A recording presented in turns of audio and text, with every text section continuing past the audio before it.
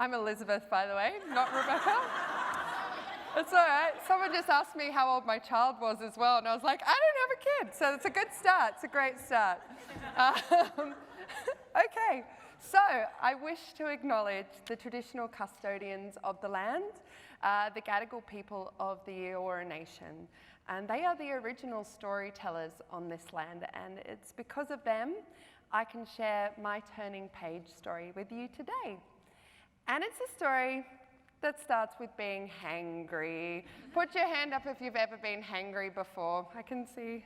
There's no shame in it. I'm the pin-up girl. You should have seen me this morning. And it's actually in the Oxford Dictionary, so it just means you're cranky when you haven't eaten, if you don't know what it means. And it's also in the best sentence in the Oxford Dictionary as well. I had a picture of margaritas, so I wasn't too worried, but after everyone around me had appetizers, I was getting hangry. That sounds like my kind of afternoon. So I was in this state, I was hangry, when I had a conversation that would turn the page for me. I'd missed lunch that day, and I was meeting with a woman to ask her advice on connecting with other women directors, or female directors. Now, a little bit about me, an amazing friend of mine and I started our own theatre company. And that was born out of frustration with Australian theatre. Our goal was to promote representation of women and those who were underrepresented on our stage. Also, we wanted to make Shakespeare approachable because he's our homeboy. So, this was also the first time I directed a show, and it was a really steep learning curve for me. And I really want to acknowledge all the help and support that we received in this endeavour, mostly because half of them are in this room right now, but it was also really important to us. But I did come out of the experience a little bruised and a little battered. And I was feeling and wrestling with myself. I'd really hoped that my gender wouldn't play a role in my experience during the process of directing. Even though I understood the underrepresentation that I was trying to combat. You see, I took a collaborative approach, so an exchange of ideas, a pooling of creative resources, and to my shock, even though I was trying to create a safe and diverse creative space, I found that some people were so conditioned by another entrenched style in the industry, one that's kind of borders on bullying and is so intent on a singular creative vision that they were dismissive and really uncomfortable with my own style. Now, this became clear that it was indicative of a larger problem within the arts industry. But for the moment, what I'd really like you to understand is that this is while I was working out what my own style was. Of course, I had a style, but I'd never done this before. This was my first time. So I was trying to find my way and sort of muddle along and work it out as I was going along, whilst getting caught in the arts industry's issues with female creatives. I don't think I was afforded as safe a learning space. And I was really questioning whether I needed to be a bully or a tyrant or to change my style in order to be respected in my beloved industry. Now, of course, there are a range of directing styles within the industry, but the core constant is that generally a man is guiding the narrative, and therefore some are indoctrinated to question a woman's ability to direct, as they haven't been exposed to it as much in the industry. So, I'm hangry, a little bit bruised and battered, and I'm having coffee with this woman to get advice on setting up this network, right? And I start to tell her my story.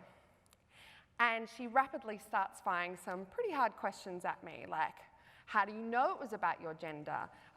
Do you think you just didn't communicate properly? Are you sure it wasn't just you? This turned the conversation very tense, especially because I was hangry and I was really defensive. What a combination. I felt that she was betraying the sisterhood a little bit, and women have got to support other women. but it was also tapping into every single doubt that I had about me and my directing style, and ones that had been kind of prodded by the industry along the process. Eventually, after being very indignant and quiet and snooty across the table from this poor woman, and I'm pretty sure I stuck my nose up in the air, she said to me, "This network that you're trying to create, it's not just a place for you to learn. It's actually, you have value there, and you belong there too. You have a place at this table." She said that the world would constantly ask me as a woman to justify myself, to justify my work, and to justify my place at the table. And that this was going to continue to happen. And because I was so tired and I was so used to fighting, I was really defensive. But here's the kicker. She told me I didn't need to be defensive anymore. That by showing up and displaying the creativity that I truly believed in was enough. That being open is the secret, and that I no longer have to justify. I can just be. She Jedi mind tricked me, pretty much. Now, this isn't a call to arms by saying, just relax, ladies, but it is a call to remove the need for women to feel like they have to justify their seat at the table, to justify themselves to their peers and their industry, and to reduce the imposter syndrome. The industry hasn't quite caught up yet, and it's going to keep asking us to justify ourselves. But what we can do is stop. We don't need to justify ourselves anymore. We can keep succeeding and doing amazing things. As many women have experienced, regardless of their industry, I felt the need to prove myself. I questioned my ability, I was really accommodating, and I was considering everybody's feelings above my own and discounted my own. I learned personally that women and those who are underrepresented don't want to be given a free ride. We want a seat at the table and an opportunity to belong. Now, I'm not the first to pioneer these thoughts, and I would really like to acknowledge that as a white, middle-class female, I don't experience the level of exclusion of some of my colleagues. Yet, I'm still really struck and upset that that glass ceiling is still in place. And we can see it in the statistics. It's there, right in front of us. So this year, at the Helpman Awards, which is the Australian version of the Tonys, and in the Best Director category, out of the 12 nominees, one was a woman. When we look at sound and set design and lighting, they were all monopolised by men as well, with one woman being nominated for set design. Out of the 28 major performing arts companies in Australia, 2 have women at the helm. A Macquarie University study at the end of 2017 showed the gap between men and women in the arts, especially for female artists and musicians and writers. And it showed that it's actually wider than a lot of the averages in other industries. Women had higher qualifications and spent just as much time on their art, but they earned 36% less than their male counterparts. When we look at Australian feature films, Screen Australia analysed them from 2012 to 2017, and these are pretty dismal as well. 34% were female producers, only 15% were female directors, and 22% female writers. Why are we not telling our own stories? Maybe if we had more of a voice, more representation, we wouldn't feel like we were constantly having to fight and justify our place at the table. I could go on. There's a lot of statistics. I don't know if you've heard about Pilot Week for Channel 10, and out of the 8 shows, only 1 had a female lead. When we look at female visual artists and female musicians, there's a huge pay gap, as well as them not being played on the radio or displayed in our galleries. But these are the ones that we know about. The Australia's Directors Guild every year receives multiple phone calls from female directors reporting bullying and harassment. And one of the things that they say is that they're really worried about coming forward because it's a really small industry and they're worried it's going to jeopardise their future career. This mirrors the experiences of the brave women who came forward during the Me Too movement as well. Now, the Me Too movement has sparked some change, and we've got some new codes from Live Performance Australia to prevent workplace discrimination, harassment, sexual harassment and bullying. But this is why I'm so passionate about representation. How many of you have heard of the Bechdel Test? Yeah, a couple of you. Okay, so for you who don't know, it's a framework that's created to discuss representation of women in film. And it's a pretty simple test, and it's got 3 criteria.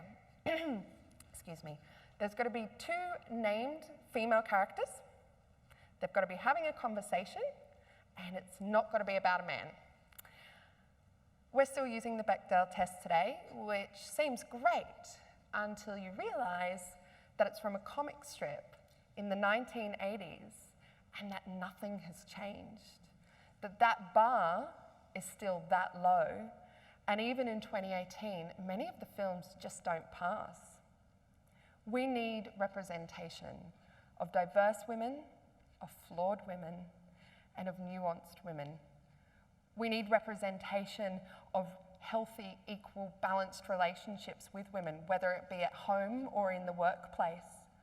And we need representation of men displaying a vast array of emotions and vulnerability that have long been assigned to women. Now, there's a load of examples of incredible working women in the arts who are diverse and making exceptional art. And I actually couldn't go past this moment right now without mentioning our Lord and Saviour, Queen Beyonce, and her phenomenal album, Lemonade. Now, I love Beyonce because she's a woman that celebrates her power and her vulnerability and her sexuality, and she creates great art. But she does it, and she uses her power and influence to lift up others and to create spaces that are more inclusive. A little closer to home, we have Hot Brown Honey, which is a group of First Nations women. They're amazing. Anissa Violet, who wrote The Girl, the Woman, and of course, the now world-famous Hannah Gadsby's Nanette. These women are my heroes because they have broken barriers. For me personally, we tried to break barriers during our production in many ways. First of all, we tried blind casting. Does anyone know what blind casting is? No, okay, that's not a good thing.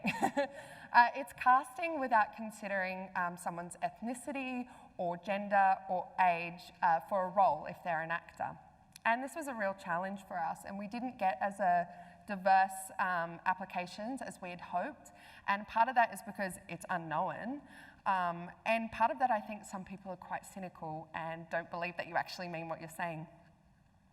We also touch base with our actors privately to respect their appropriate boundaries. We wanted them to feel safe in our rehearsal space and on stage, and this was in response to the Me Too movement.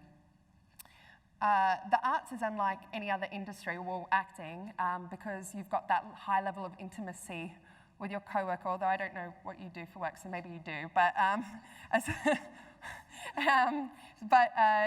we want to make sure that everyone feels safe, and so we had that discussion.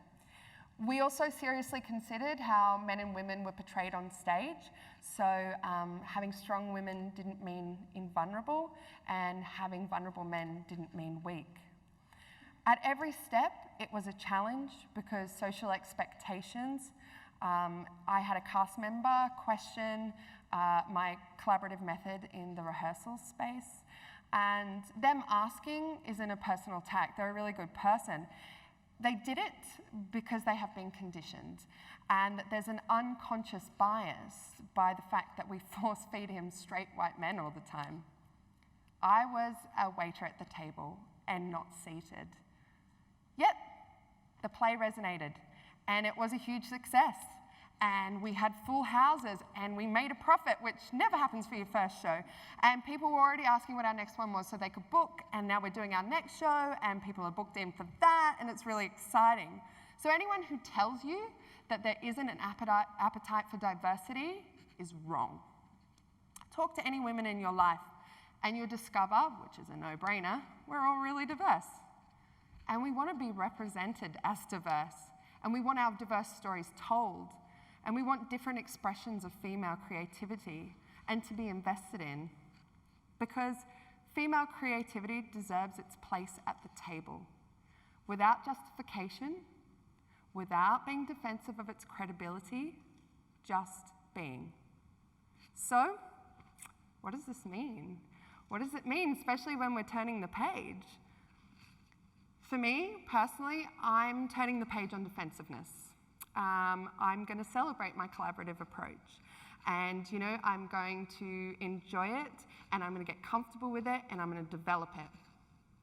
The arts industry as a whole needs to turn the page on asking women to justify their seat at the table. For any young creatives in here, of any gender, the keys are still, by and large, held by white men. So be the change that we want to see. Make representation happen. Create spaces for minorities. Tell diverse stories.